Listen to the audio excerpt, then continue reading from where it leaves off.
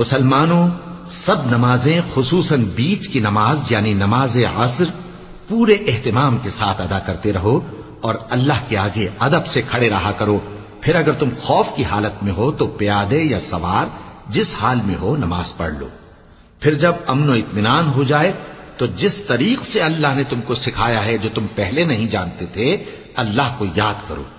اور جو لوگ تم میں سے مر جائیں اور عورتیں چھوڑ جائیں وہ اپنی عورتوں کے حق میں وصیت کر جائیں کہ ان کو 1 سال تک خرچ دیا جائے اور گھر سے نہ نکالی جائیں.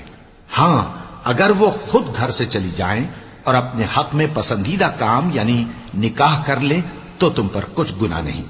اور اللہ زبردست ہے، حکمت والا ہے. اور مطلقہ عورتوں کو بھی دستور کے مطابق نان و نفقہ دینا چاہیے. پرہیزگاروں پر یہ بھی حق ہے. اسی طرح اللہ اپنے احکام تمہارے لیے بیان فرماتا ہے تاکہ تم سمجھو. بھلا تم نے ان لوگوں کو نہیں دیکھا جو شمار میں ہزاروں ہی تھے اور موت کے ڈر سے اپنے گھروں سے نکل بھاگے تھے؟ تو اللہ نے ان کو حکم دیا کہ مر جاؤ، پھر ان کو زندہ بھی کر دیا.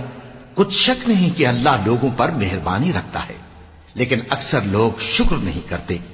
اور مسلمانوں، اللہ کی راہ میں جہاد کرو اور جان رکھو کہ اللہ سب کچھ سنتا ہے، سب کچھ جانتا ہے.